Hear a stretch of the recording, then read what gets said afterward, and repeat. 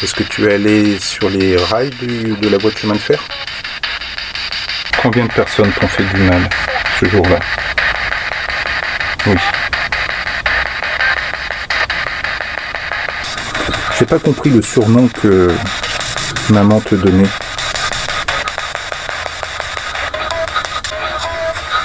La couleur de tes yeux, Adrien, quand tu étais sur le plan terrestre. Je compte me recueillir sur ta tombe. Par contre, je ne sais absolument pas où se trouve ta tombe, le cimetière, il y en a plusieurs. Ça serait par là. Voilà. Tu fais un cercle où il se trouve.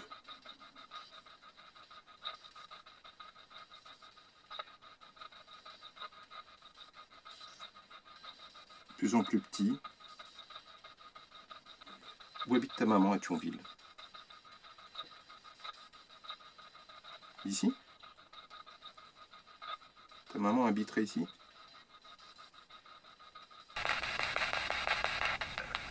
Tu m'avais dit, crains rien maman, je suis avec papa. Si c'est trop dur de dire toute la phrase en entier, on peut déjà ce soir commencer par...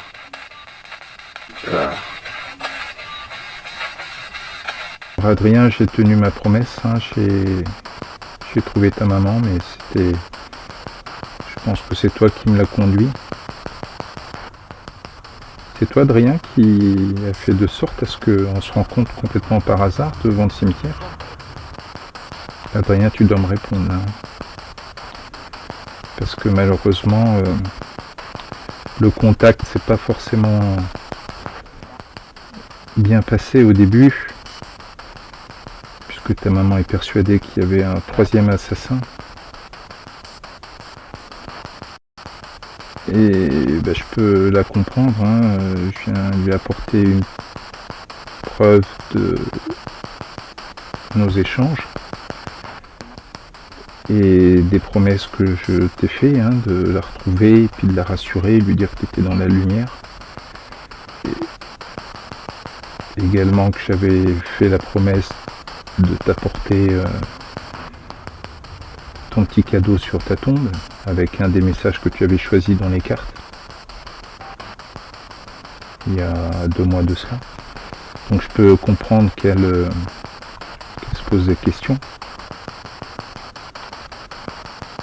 Je peux comprendre sa réaction, je n'en veux pas du tout. Hein. Voilà, c'est pour toi.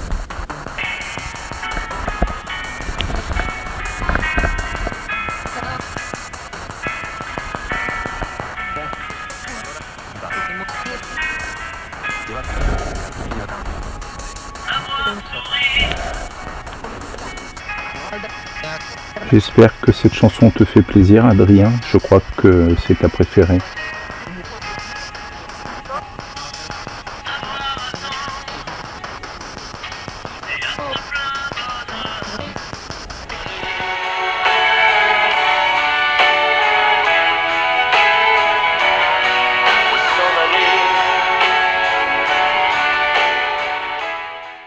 Donc il y a beaucoup de choses que je ne comprends pas, hein, pour faire un récapitulatif donc, du crime d'Adrien qui s'est déroulé le 1er juin 1998, où son corps a été retrouvé plusieurs mois après, dans un bunker sur la rive droite de la Moselle. Il faut savoir que cette rive en fait est un cul-de-sac, et ce bunker donc est vraiment connu par les services de police. Alex Dean, le meurtrier accusé à l'époque, donc était avec un de ses amis sur un banc et a vu Adrien de l'autre côté. Et il faut savoir que pour rejoindre de l'autre côté, il y a plusieurs façons. De là où ils étaient, le plus facile, c'est d'utiliser la voie de chemin de fer, un pont.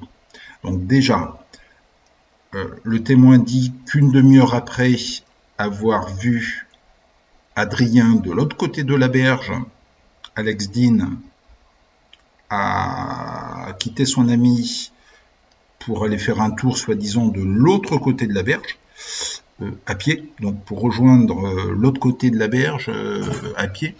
Ça me paraît très étrange. Donc, est-ce qu'Adrien avait rendez-vous avec Alex Dean? J'entends dans les transcommunications qu'il y avait 3 personnes.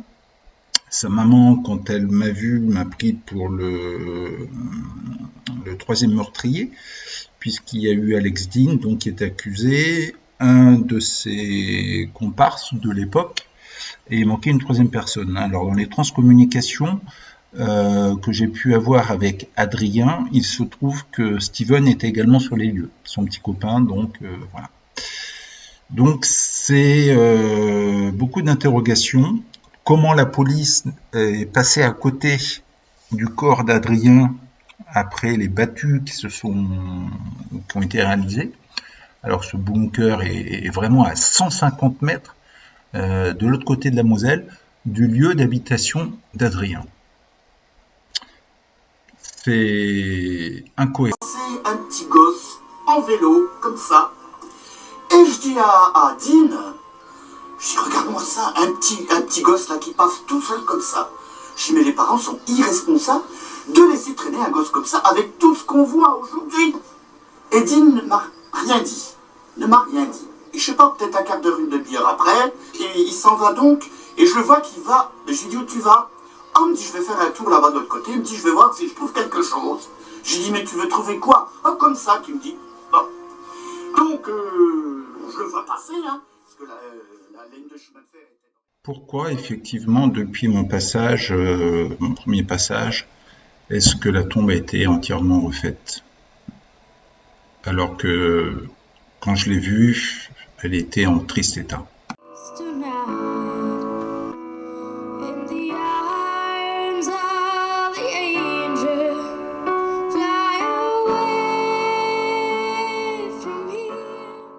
Vous allez entendre Adrien et certaines choses qui me dévoilent. Elle jouait du piano, je crois. Quand tu as quitté le plan terrestre ce 1er juin 1998, est-ce que tu avais un rendez-vous avec Alex Dean?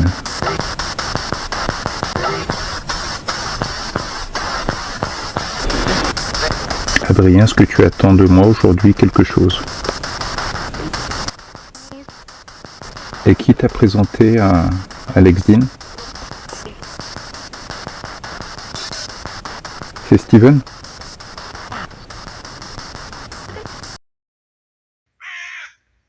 C'est vraiment impressionnant. On va essayer de faire le tour.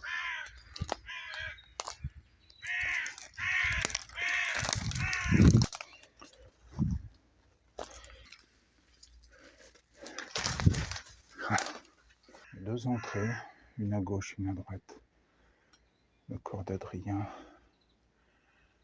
aurait été emmené ici le 1er juin 1998.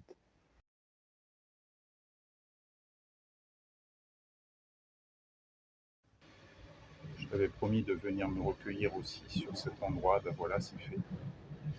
La louange que j'ai écrite pour toi, je viens de la lire. Voilà.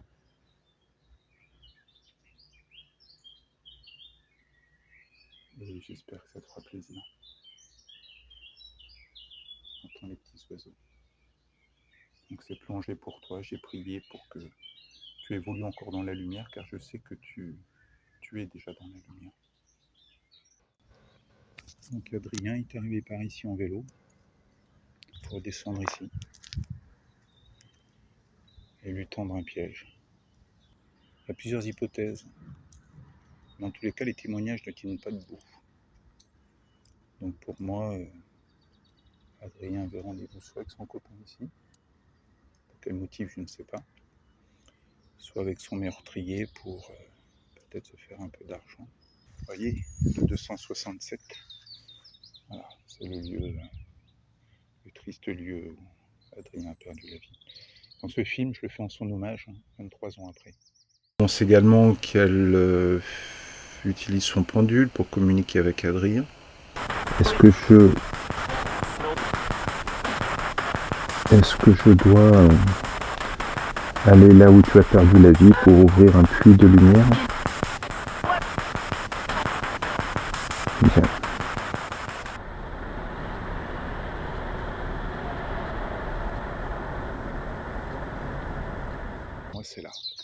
lieu sous ce pont. Cette vérité, elle éclate 8 jours plus tard. Le 3 août, en fin de journée, 3 SDF de la région cherchent un endroit pour y passer la nuit. C'est une zone près de la gare de Thionville, une zone ferroviaire, et qui est située sur une espèce d'îlot qui est compris entre la Moselle et un bras de la Moselle. C'est vrai qu'on a eu la chance que 3 SDF aient voulu se mettre à l'abri, parce que peut-être qu'encore aujourd'hui on chercherait le corps d'Adrien. Il a été découvert donc dans un endroit particulièrement sordide et particulièrement caché, à savoir un bunker. Enfin, on appelle ça un bunker, mais c'était plutôt une espèce de réserve à munitions qui avait été construit par les Allemands pendant l'occupation de l'Alsace-Lorraine. Le corps était donc contre un sol relativement meuble. Et ce que nous appelons un décubitus ventral, c'est-à-dire le ventre posé contre le sol. Madame, monsieur, bonsoir. Les 3 marginaux qui avaient découvert le corps du petit Adrien. J'ai dit clairement remontrer au premier jour.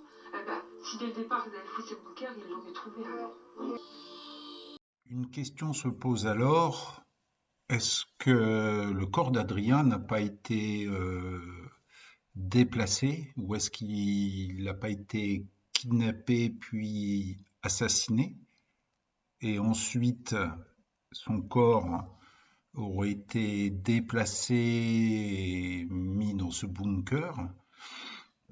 Vraiment impossible de passer à côté de ce bunker, qui, je vous le rappelle, à l'époque était très très fréquenté. Oui, donc il a dû passer par là, le coco. Donc, en fait, là, pour nous, c'est relativement cohérent. On sait qu'Adrien était dans le vélo. C'est lui que donc, Joël Juge voit passer. C'est lui qu'Alex Dean voit également passer de l'autre côté. Et puis Dean va finir par passer des aveux. Là, il va commencer à expliquer qu'effectivement, il a rencontré le jeune Adrien, qu'il connaissait ni d'Ève ni d'Adam, qu'il lui a fait un signe de tête, que ce jeune homme l'aurait suivi comme cela, qu'il aurait essayé d'avoir des attouchements sur lui, que finalement le jeune, après un petit moment, aurait eu un sentiment de dégoût, qu'il serait parti en poussant son vélo, qu'il l'aurait suivi, qu'il l'aurait rattrapé devant l'entrée du bunker, que là il aurait essayé de lui parler pour éviter que le jeune ne fasse état du comportement de Dean à son égard, qu'il aurait essayé à nouveau de le toucher, que le jeune n'aurait pas accepté et que finalement il lui aurait donné un coup sur la tête. Voilà, donc là, a priori, je suis assis exactement où il y a 23 ans était assis le meurtrier d'Adrien. Avec un ami à lui, et ensuite il est passé par ce pont. Je n'y crois pas. Il se peut que le meurtrier soit passé là, par ici, devant ce bunker, et ait pris le pont. Un ami d'Adrien, qui effectivement va venir dire que ce jour-là, il était avec Adrien de l'autre côté de la Moselle, et qu'ils étaient tous les deux à bicyclette, et qu'il y a 2 garçons, deux adultes qui sont arrivés, qui leur ont fait des propositions, que lui a réussi à s'enfuir, mais que Adrien n'a pas réussi à s'enfuir. 8 novembre 2021. Je retourne à Thionville pour la 3e fois afin de rendre hommage à Adrien. Et cette fois-ci, je décide de déposer un petit ange sur sa tombe. Lors de ma dernière visite en juin, je n'avais pas osé le faire, par pudeur et humilité. Voilà. Donc là, je décide d'y retourner. Curieusement, il faisait très mauvais. Curieusement, le soleil perce vers 13h. Je décide de me promener le long de la rive droite de la Moselle. Et là, chose incroyable, je vois un homme assis sur les marches vers le pont qui conduit de l'autre côté de la Moselle, là où Adrien a été assassiné. Et je vois un visage, et là, je ressens les mêmes émotions. Mon cœur palpite, et les mêmes émotions quand j'ai rencontré la maman d'Adrien. Voilà. Là, je sais que ce n'est pas un hasard. Et j'ai l'intime conviction que je suis face à Alex Dean, 23 ans après l'assassinat d'Adrien. Je suis cet homme pendant plus de 2 heures. Je me fais remarquer, je change de vêtements puisque ma voiture est garée pas très loin. Je réussis à prendre différents clichés. Et là, en agrandissant, je suis de plus en plus persuadé que c'était bien lui. Il me voit également, il panique, il prend sa voiture, je relève juste le numéro de la plaque, enfin quelques chiffres, 505, PD, voilà, donc c'est une Volkswagen blanche. Curieusement, il est passé juste devant la maison d'Adrien, quand il y habitait en 98 et où la maman habite toujours. Et totalement par hasard, enfin par hasard, je pense qu'Adrien y est pour quelque chose, en faisant des recherches à mon retour sur Internet, je tombe sur ce témoignage.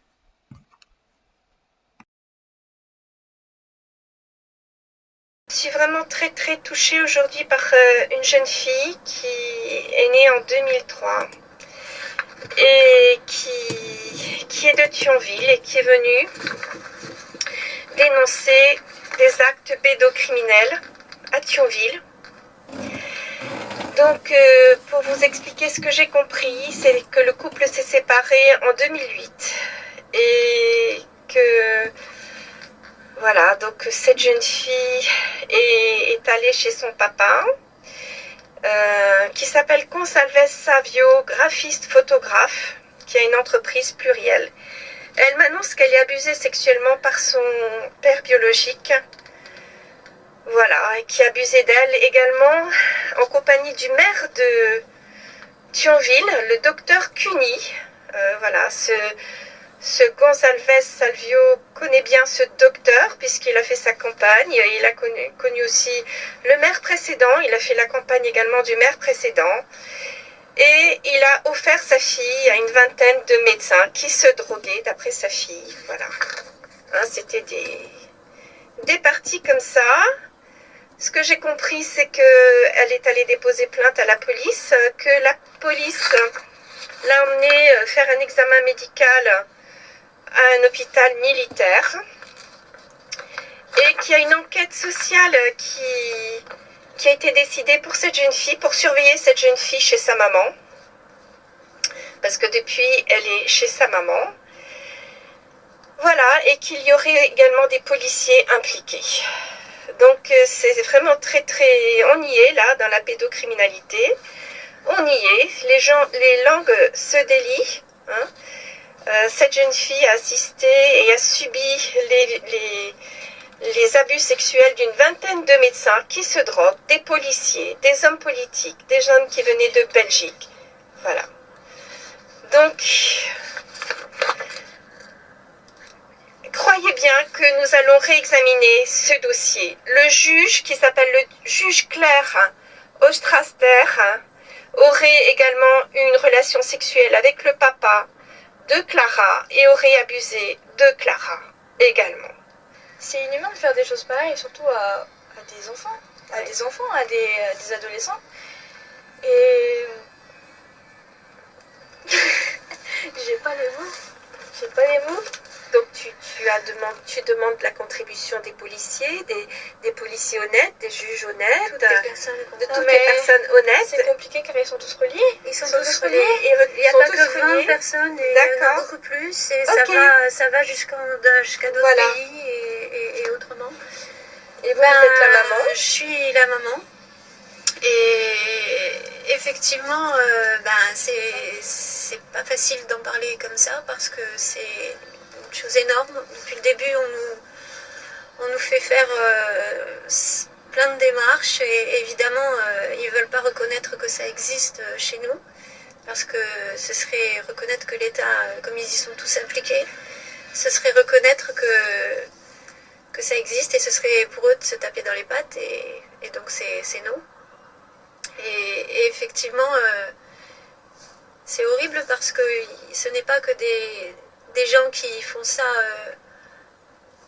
en termes c'est pas que de la... Le mot est dur, mais bon, c'est pas que de la pédophilie.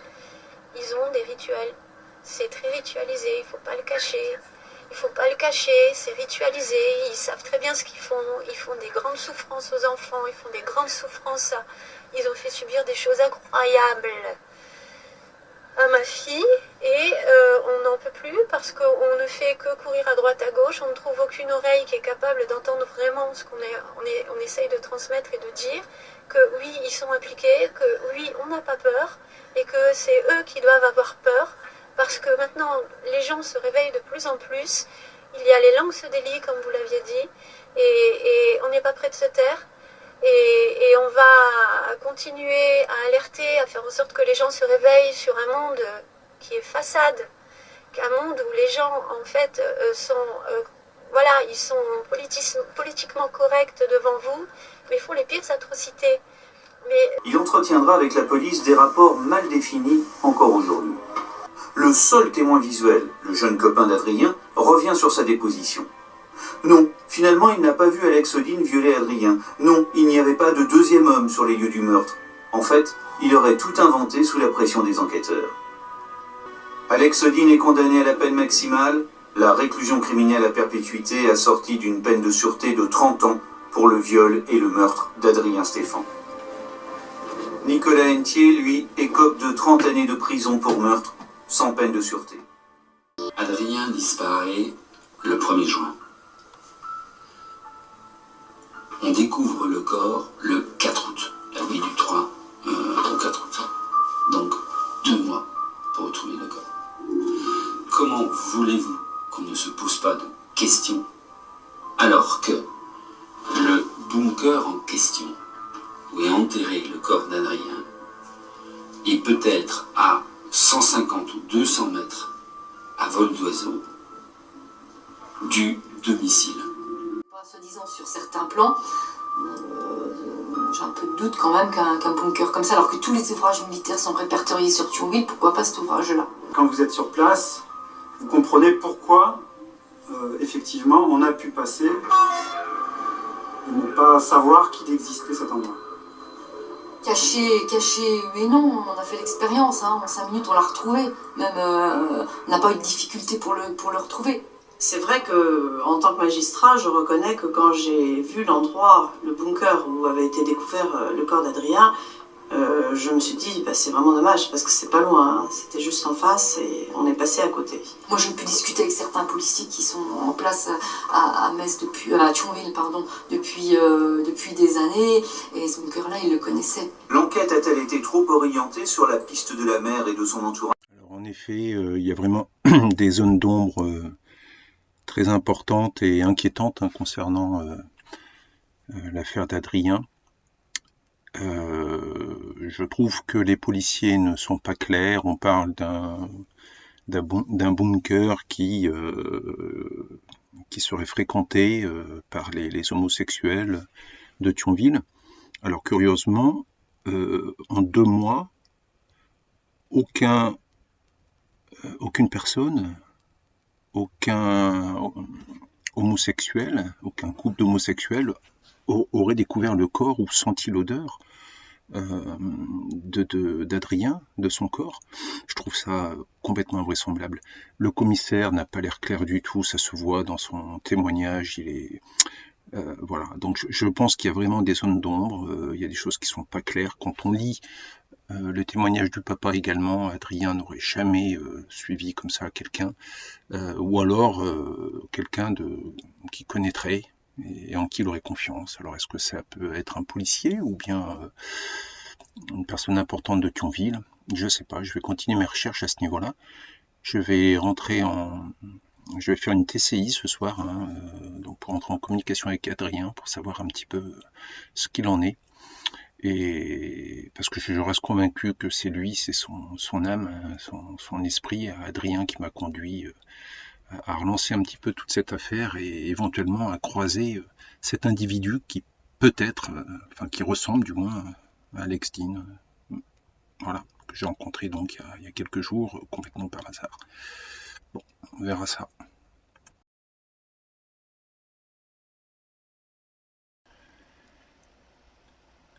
Alors, autre point important, Donc là, vous voyez le maire actuel, Pierre Cuny, qui a été accusé, hein, comme vous avez pu le voir lors du témoignage précédent, donc de pédophilie et d'attouchement, voire même de viol et de rituel.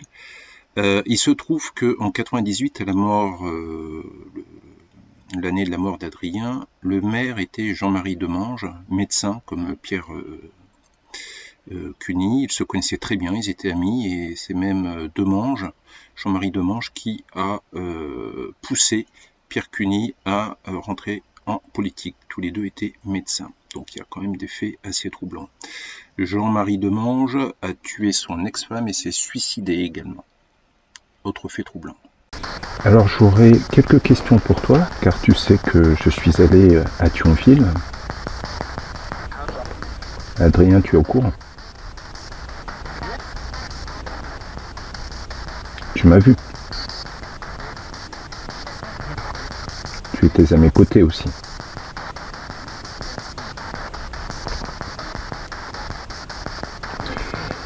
L'homme que j'ai vu au bord de la Moselle, est-ce que c'était Alex Dean, Adrien?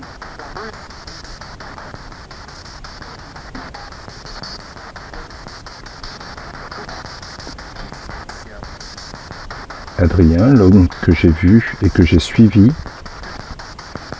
au bord de la Moselle, est-ce que c'était Alex Dean?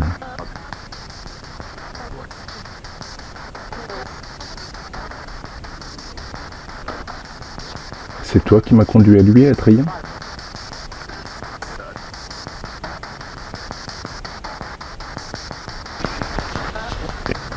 Est-ce que tu as été assassiné après le 1er juin? Donne-moi la date, s'il te plaît. Quand est-ce que tu as été assassiné? Réellement? Le 6? De quel mois?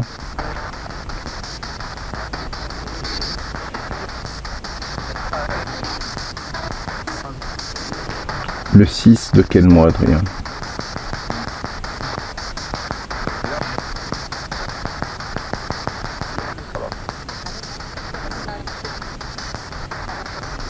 Le 6 de quel mois, Adrien? Tu aurais été assassiné le 6 de quel mois? J. Le 6 juin, c'est ça? J.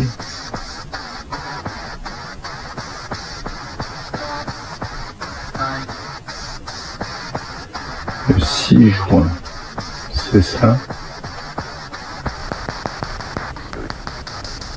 Les enfants que j'entends autour de toi, est-ce que c'est des enfants aussi qui ont été comme toi, sacrifiés, assassinés? Assassinés?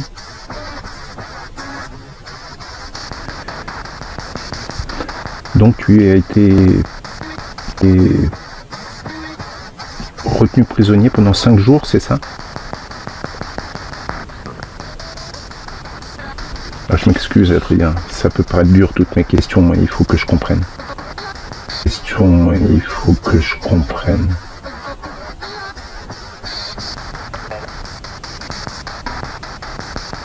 Est-ce qu'il y avait plusieurs enfants avec toi où tu étais?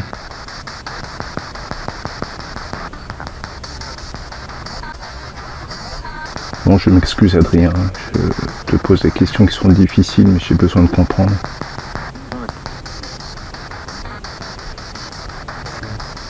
C'était des rituels sataniques? Merci, Adrien, pour ton courage. Merci, mes anges et mes guides, pour votre protection.